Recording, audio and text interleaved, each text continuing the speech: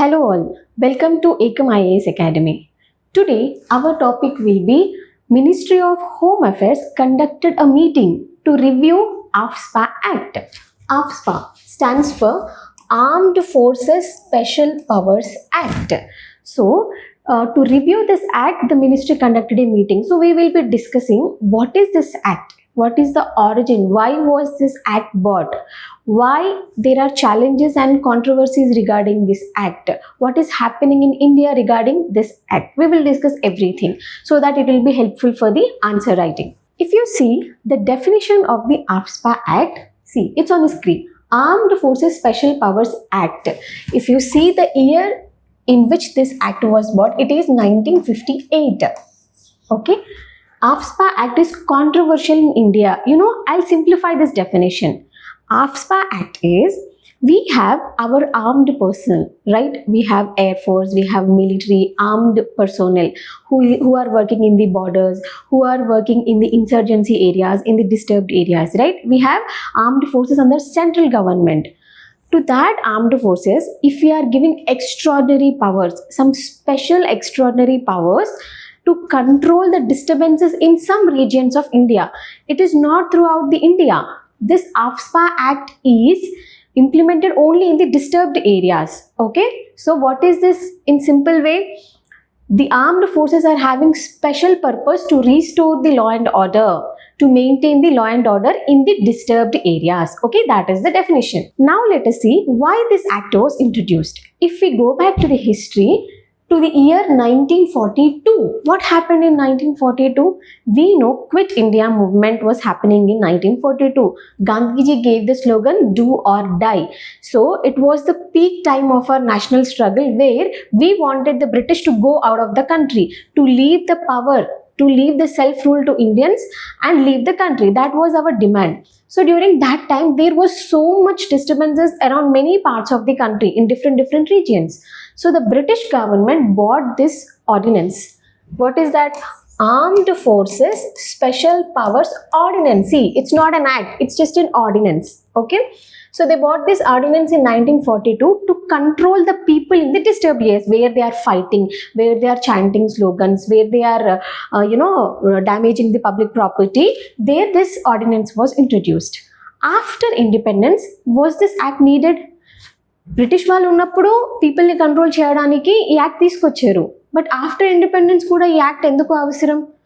ఎందుకంటే after independence if you see there were some insurgency movements, militant movements, separatist movements in different parts of India, especially in the northeast. If you see in Nagaland, in Assam and in many parts of Manipur also, there was so much insurgency that was happening. People are dying, militants are carrying rifles, they are just killing common people, they are demanding a separate state or they are warning that they will be moving out of the country.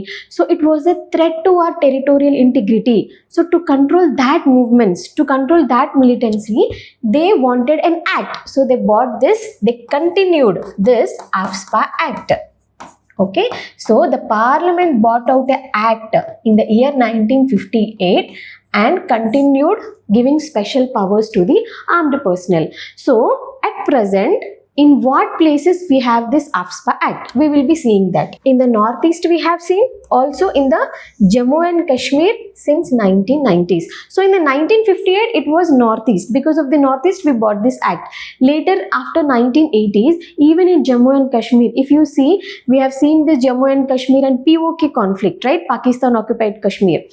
So many of the militants, they were threatening, they want to separate from the country of India, they want to make their own country or they want a separate state. So control that movements, even in Jammu and Kashmir, AFSPA Act was implemented. Now let us see the key provisions of this AFSPA Act. There are some important sections if you have to write in the mains answer writing. See, what does section 3 of AFSPA Act say? It says, few people have the right to declare an area as a disturbed area. Who are those people? It might be president, it might be governor of a state, or if it is a union territory, who will be the head of a union territory? Administrator, right? Only these people have the right to declare an area as disturbed area. That's what Section 3 of the AFSPA Act tells. Now, what does Section 4 of the AFSPA Act say? Special powers of the armed forces.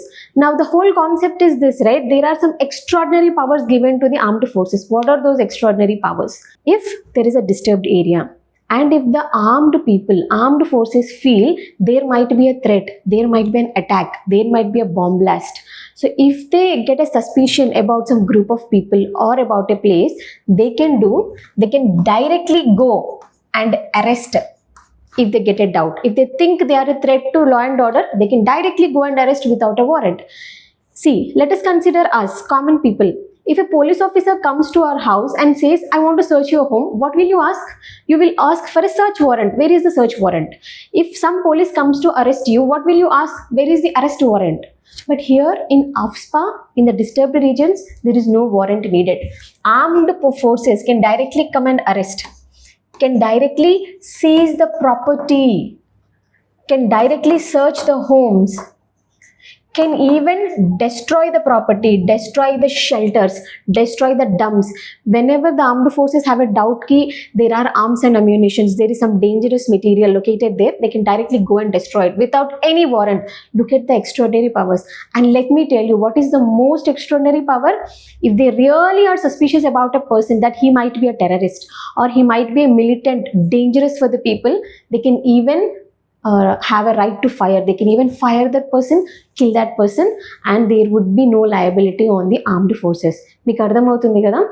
Right to life అంటే ఒక పర్సన్ని చంపినా కూడా వాళ్ళకి ఏమీ legal liability ఉండదు. Usually మనకి death punishment అనేది ఎవరిస్తారు? కోర్ట్ ఇస్తుంది, రైట్? కానీ ఈ డిస్టర్బ్డ్ ఏరియాస్లో ఆర్మ్డ్ ఫోర్సెస్ నిజంగా ఒక థ్రెట్ ఉంది అనుకుంటే చంపే అధికారం కూడా ఉంది. మరి వాళ్ళకి ఏమైనా అకౌంటబిలిటీ ఉందా అంటే చాలా ఇన్వెస్టిగేషన్స్ జరిగి నిజంగా అతను రీజన్తో చంపితే అతన్ని వదిలేస్తారు, no problem, they can kill also. But అన్యాయంగా చంపితేనే అప్పుడు కూడా సెంట్రల్ గవర్నమెంట్ నుంచి ఒక శాంక్షన్ రావాలి. Unless and until there is a sanction from central government, the armed personal cannot be prosecuted. Did you see what extraordinary power? What we say, only God has the right to take off life. But here in disturbed areas, even armed personnel has a right. Okay. Next, what does Section 5 of AFSPA Act says? Handing over arrested person. Imagine the armed forces arrested a person or a group of people. They immediately have to surrender that people to the police, state police, local police. Okay. They bought this provision because there should not be unwanted arrest. There should not be, which was not legal or which was not needed. So to control, to have the accountability of armed personnel, they said, fine, if you arrest, it's okay. But immediately, in the least possible time, surrender them to the local police. That was the condition from Section 5. And what does Section 6 in the AFSPA Act says? There is legal immunity. Even if you kill a person, it's okay. Even if you arrest a person without a warrant, it's okay. You might have done because you felt so, because you had a suspicion. So armed personnel does not have any liability. They are legally immune. Okay. This is applied to only specific forces. See, these powers are given exclusive to the central armed forces. You can see the military, air force, army personnel, not to the state police. Okay. Normally state law and order సరి చూడడానికి state police ఉంటారు. But వాళ్ళు కాకుండా ఈ disturbed ఏరియాస్లో central armed ఫోర్సెస్కి ఈ extraordinary powers ఉన్నాయి. So these are the provisions of the AFSPA Act 1958. Now let us see, where is this AFSPA Act in force? Where is it being implemented? It is active as of now. As of today, AFSPA Act is active in Assam, Nagaland and Manipur. Not complete Manipur. There are some exceptions like Imphal Municipal Council and some districts are exempted. Okay. And in only specific districts of Arunachal Pradesh. Not complete Arunachal Pradesh, only in some places. Tirap, Changlang, Longding, in these places. And including Northeast, even in Jammu and Kashmir also we have seen AFSPA is being implemented since 1990s. Okay. And previously, this AFSPA was in force in Tripura, Meghalaya and in some parts of Mizoram. But again, the disturbances has been called off. The situation has become normal. So, AFSPA Act is withdrawn from those areas. So, మీకు అర్థమవుతుందా, this AFSPA Act is temporary in nature. As long as there is a disturbed region, this act will be in force. As long as the disturbance is gone, when everything is restored to normal, this law will not be implemented. It will be brought back to normal. Okay. Now let us see what are the arguments that are in favor of the AFSPA Act. ఇది తీసుకురావడానికి plus చెప్పిన వాళ్ళు ఎవరు, arguments ఏంటి చూస్తే, this act is needed to restore national security and counter insurgency. If you see, there are many people in Kashmir who says we want a separate country. Many states in northeast who say we want a separate state. To control these type of militant movements, radical movements, this act was needed. To keep India as a whole, to not break down the India, this act was needed. That was one argument. And second, maintain territorial integrity. We just said, if we don't have this act, people, there will be so much militancy. They will be coming onto streets. They will be killing common people. They will be demanding for a separate state. To stop all of this internal rebellion, we need an act of this kind. That is second reason.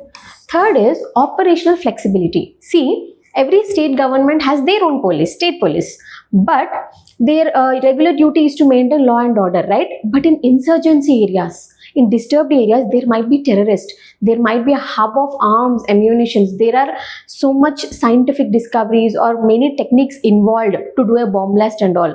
So during at that place, we need some special forces. We need some special armed people who can tackle those operations, who can control that insurgency movements. So it will give operational flexibility to the armed forces. Also, they are legally immune, right? See, to kill a terrorist, if they are thinking, what if I kill this person? What punishment will I get? What government will do to my family? If they keep thinking this, they can't control a terrorist. They can't stop a bomb blast. They should be free of this legal immunity. If their mind is free, because in some terrorist operations, swift decisions have to be taken. The decisions have to be in a second. So if there is no legal immunity, the armed people can work with complete focus on the insurgency. Okay, so there is a flexibility, and it is a temporary measure. See, as long as there is a disturbance, this act will be in force. Once there is no disturbance, if everything is normal, the act will be repealed from that place. So it is definitely a temporary measure, right? It's not permanent. That is in favor. Next, support from the affected regions.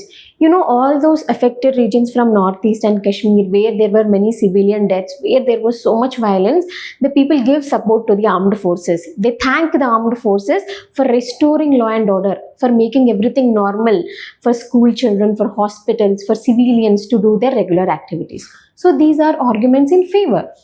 And also we will see arguments against. The arguments against this act is, there were many human rights violations that were recorded. The normal people say even armed forces, armed personnel commit many atrocities. They extort money, or they just directly go into homes. They rape women.